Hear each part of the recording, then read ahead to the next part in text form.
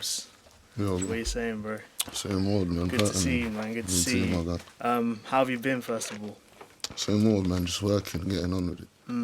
How have you found 2020? Because it's been a bit mad. Yeah, man. 2020, man, just been literally just working, bro. Yeah, I know. Just We're putting in gonna the talk shit. about that because you haven't stopped working this year. Yeah, man. But yeah, first of all, we just wanted to just basically, because we feel like your story hasn't been told yet, Yeah. and you've been around for years, but we feel like we don't know you. Do you know what I mean? And like you've been dropping tracks since like 2016. Yeah. So how did it all start for you? Like obviously coming from Tottenham, very musical place, a lot of talent coming from there already. What was it that drew you initially into music? It's just everyone around me, innit, was doing music at the time, and like all my brethren and that. And then, yeah, a couple men just said to me, take it seriously. Yeah. So then man ended up doing the Blackbox, then it just took off, and then yeah, from there man just stuck to it really and truly, yeah. Just Who was around you? Who was sort of influencing you to do that? like everyone, like my brother Cash, Cash was rapping, Cash was doing that before, man. Who else? Eddie was in jail at the time and that, but he was releasing rhythms and that from quite ago. Who else? Blitty, Low Key, all the man them really and truly, like the man them on the block and that, innit? Like, man them could rap and that. And like, I mean, after doing a bit of research, it's clear that in that area and in Tottenham, like people tend to listen to their own boys more than like when it comes to music, more than what's going on like on radio or whatever. Yeah. Musically, who were you influenced by? Well, I wasn't really influenced by no one. Like, I just done it, innit? Just got to man them do it. Who was you listening to then, apart from them? You know, it's just like, because at the time, music wasn't as important to me as it is now, you get it? So I didn't have that in my head, but I literally listened to everyone that everyone else listened to, you get it? But mainly more the man, you know, like when it's your brethrens more, it's like, you know this person, is like, right, never you could do that, you get it? So you tend to listen to your friends more and that, but I listened to everyone really and truly, but it just wasn't my focus like No, that. of course.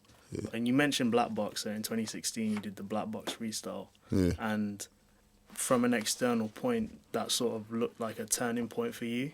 Yeah. Or it looked like it was the one thing that sort of began to like, it was like a catalyst for your career, like your music career. Yeah. Did you feel that at the time when you did it? You know, it's just like, that's what it kick-started my career, innit? Like, it showed people, like, who I am and that, but at the time, it's like I was just going through it. 'Cause when I'm in it, I don't look back on it, you get what I'm saying? It's like I'm just going along with it and just doing whatever I gotta do and that. So it's like, but now looking back at it, it's like, that was like a proper moment in my career and that, like, that's basically the spark in that. 100%, bro. Yeah. But did you think it was gonna do what it did for you? No, I didn't. No. I didn't know. 2016 was also a big year for you, given like the tracks that you'd released. So you had Done Talking with Koja, and you had the Krypton Conan Robbery remix as well. Can you just talk about those? So first of all, which one of those came out first? Do you remember? I think Robbery came out It was first. the remix, isn't it? Yeah. How did that come about then? Because obviously you released Robbery, Yeah. and then Krypton Conan hit you, or Yeah, Crap hit me still. Just DM me on Twitter and that, like, yeah, that tune's cold. You should remix it and that.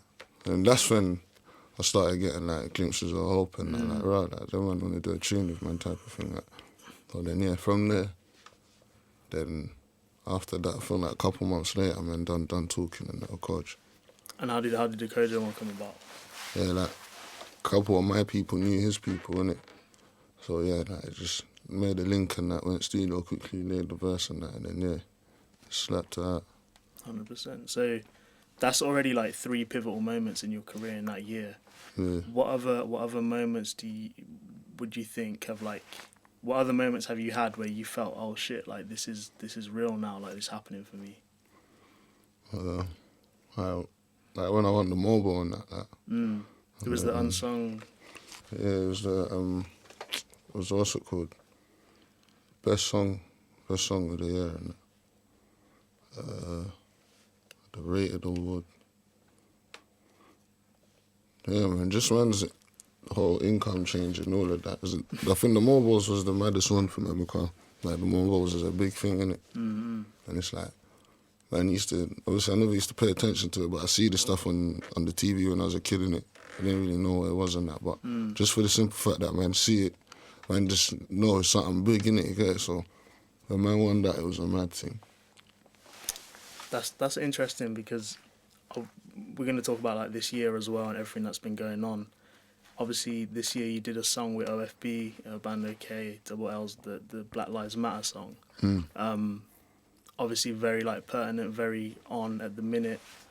What inspired you to create that? Why did you think you had to address what was going on with that? It's a situation that's close to home for all of us, innit? Like we've all witnessed it firsthand. So that's why that song came about. Like from before BLM and that, we was fighting this stuff from years back, from like 2011. You get it? So and yeah, it's close to the randoms. Like it's close to home, innit? You actually witness it and that. So do you think that artists have a responsibility to talk about this sort of things or not? Not necessarily, though. Like, they have a responsibility to do nothing for no one. Man, ain't no, like, never sign up to be no one's role model or something. Like, you're a rapper, innit? There's people for that, like, positive speakers and whatnot. You get it? That's not man's job, but it's a good thing to do it and that. But when I see people, like, getting onto rappers and that, like, oh, why ain't you speaking about this, that, and the other? Like, bruv, everyone's life is different, fam. Like, you might care about something, a man might not give a toss about it, bruv. You get it? It's just the circumstances. It might sound harsh and that, but it's life, innit? Everyone's human and that. No, 100%. I think another interesting thing is coming from where you're coming from. You're not the first person to come out of that area when it comes to music. But I feel like to a certain extent, just your presence and how far you've already come is already like a positive symbol for a lot of people coming from that area. Yeah. Would you agree with that? Yeah, definitely. Because from that art estate and that, and I was at the peak of my career them times, and like all the pressure was on man all the time, and that. It was like everyone was still building up and that. So it's like after when the man them started picking up, like Eddie come out, went mad with it, Bando, SJLs and that started going mad, then all the other men them followed and that. So it's like obviously like the men them could see it's possible, innit? From it happened to man and that, and we're all together 24s and that. So from it's happened to man, it can happen to you, you get it? So 100%. I think it encouraged the man them and that, and then the man them just put in the work, and then yeah, we're all here today. You're talking about putting in the work. I mean, like I said at the start, you've been present since 2016, if not before. But this year, for some reason, and maybe you can tell me why, it feels like you've just leveled up.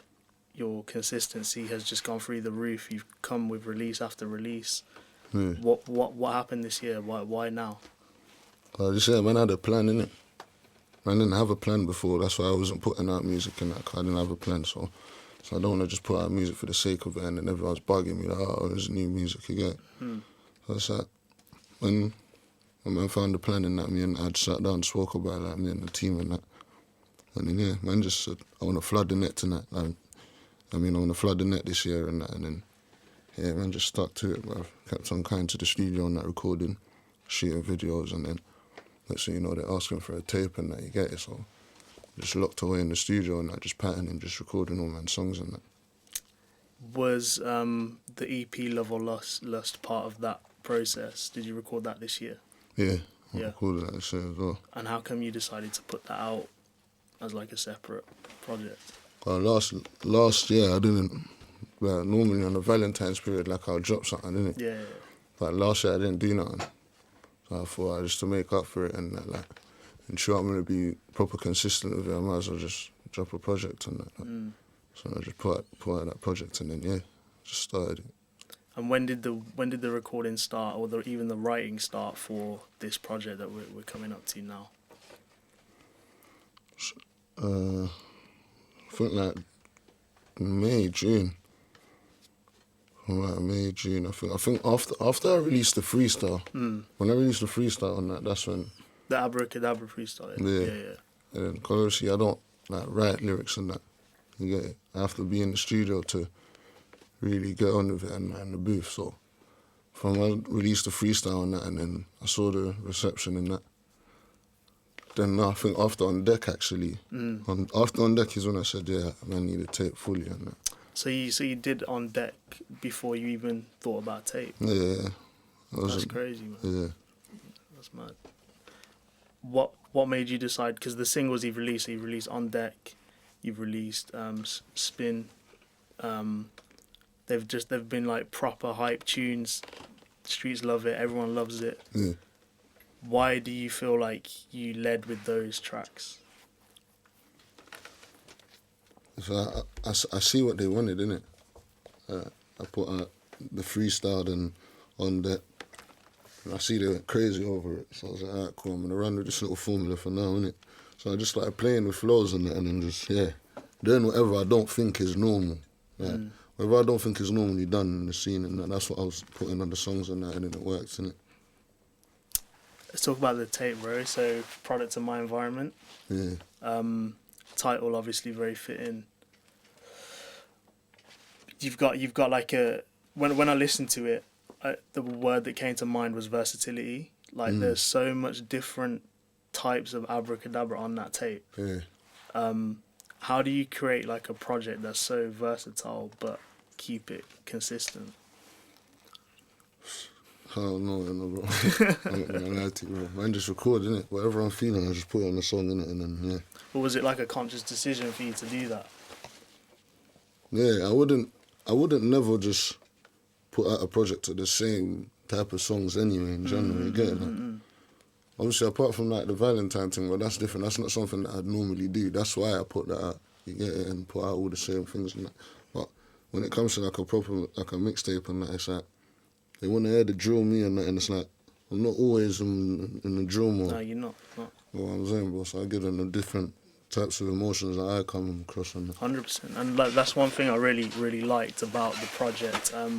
One of the tracks in particular stood out was You. Yeah. And just like, I mean, there's like a sense of vulnerability throughout the project. Like you're sort of showing a face that you wouldn't necessarily see on like the drill tunes or whatever. Yeah. Did you find that difficult to do? To like be vulnerable like that? I don't see it as vulnerable, to be honest. No. And I think you only feel like that when you got something to prove and that. Like, I ain't got nothing to prove like that, bro. You get it? So I just do what I'm doing. Bro. On the track also you got some features on there. So you got the Captain Conan track, and then you've also got, is it Young Ads on there as well? Young Ads and LB. And LB, and I got Kush on there as well. And Kush, he's on this. Is it on the second track with that one? Yeah. Second track. So and I got Dappy on there as well. How did the Captain Conan one come about? Was it just a link up again? Or? Yeah, literally, bro. The man's brothers, innit? So man, I made the hook and that, and I thought, yeah, these that would suit it, and that's why I just sent it to them. 100%, man. Yeah. How are you feeling about it? Are you excited? Are you anxious to hear what people most definitely. Say? Most definitely. I want to see what they think. Yeah. Like, especially for the new fans that only know the drill side of me and don't know me from all them years ago. Yeah, so it's like, I want to see how they feel about me and as an artist and that, if they rate my craft and that. Do you think that's important for you to be able to be that versatile? I mean, I guess it depends on your aim as well. Like, what's your vision, bro? What do you want to do with this? I just like letting out good music, innit? Ain't got no mad aim, like. Just keep consistent and then whatever good happens, innit? You get it? But yeah, just hope it does well, innit? What keeps you going? You gotta eat, innit, bro? It's like, I don't want to go back to just being normal street eats and that, and then doing what we have to do for money. And it's changed man's life, innit? Man's family depends on man and that. Man's got friends that man can help. Whereas before, man, could help them, and then it's like, I just want to be there and then just go back to square one. So it's like, that motivates man and that. I know this is like always a difficult question, but have you got a favourite track on the project? Yeah, the outro. Yeah? Everywhere I go. Yeah. What's special about that one?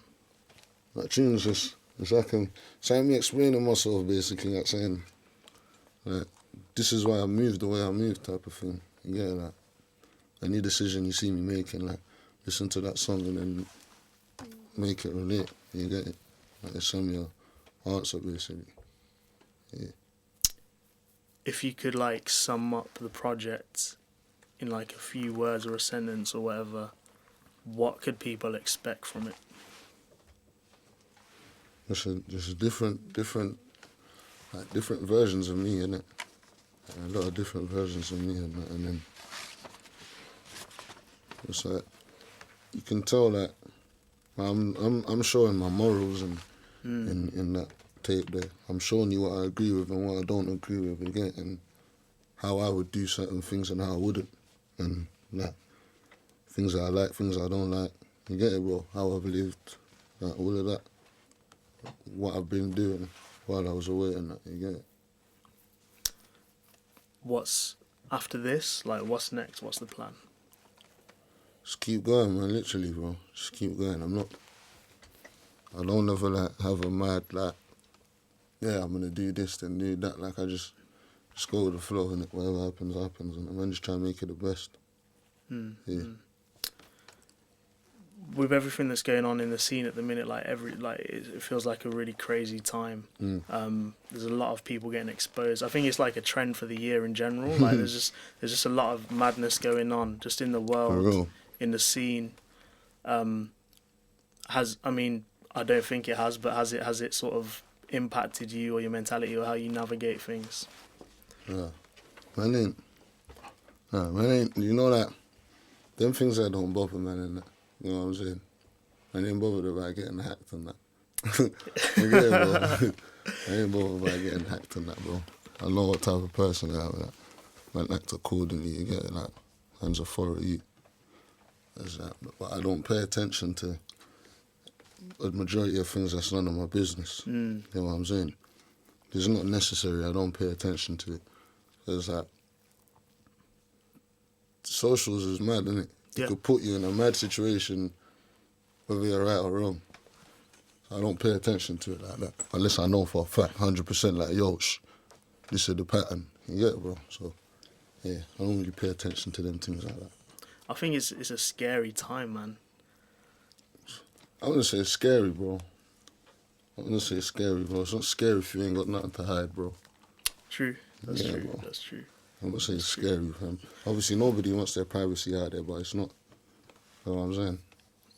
Yeah, I think it's one of them where, like you said, like everyone's sort of got their guards up. But if like there's something you've got to hide, then obviously it's an issue. But if not, it should be fine. But at the same time, you don't want your privacy out. And that's what I mean. Like exactly, you don't want that. So it's still a bit touch and go when it comes to socials, man. Yeah, it's just, well, that's why man don't make the socials a key part of my life, bro. It's just there to promote my music. I don't live my life according to the social media, and that's just what I use for my job. If I wasn't a rapper, I wouldn't be on social media like I wasn't when I wasn't a rapper. You get it? I barely knew how to use certain things and that. I never even had MSN back in the day, and that, you know what I'm saying, bro? I went on the socials like that, bro. So it's like, that stuff I use it strictly for business, bro. My music and that, promoting my music and that. Yeah, that's about it. Why do you think people can connect with you and your music? It's authentic music, innit? I'm not just going to talk a bag of shit and that. If you listen to what I'm saying things, innit? You know what I'm saying? So it's like, you can connect and obviously where I come from as well. You know, man's not... yeah. You just know it's real rap. You know what I'm saying? And obviously it sounds good as well. That. Yeah. What are you looking forward to next year, man? Apart from working. To be honest, I've really been looking forward to shows and that. Hopefully they open them back up and that. The shows and that. I want to see like the reaction and that. I ain't performed in a long time, innit? What was the last performance you did? I think it was Kreps and Corner's headline thing. Oh, the O2? Yeah. It's the last one I've done. I ain't really been allowed to perform in that before that. Here and there, so yeah. I ain't performed in a while since then and that. Well, that brings me on to like to wrap up, bro. Like, unless you got anything else you want to say, but I normally end on 2 questions. The first one is, do you prefer the stage or the studio?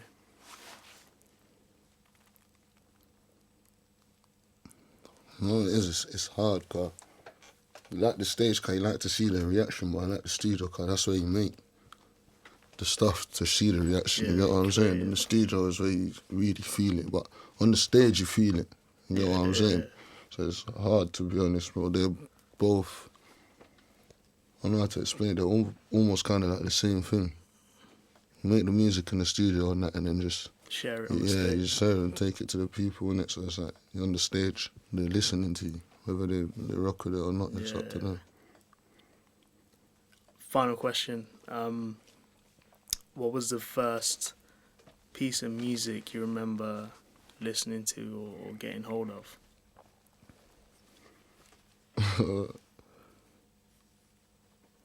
Oh, that's a mad one, you know.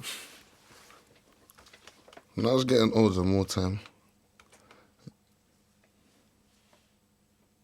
there was bare things playing in my yard, you know. And my mum in that weekend and I wake up in the morning, they used to have some mad radio set and that, and they're beating some mad rhythms, dog. Like Beyonce, there's a genre in Ghana called High Life.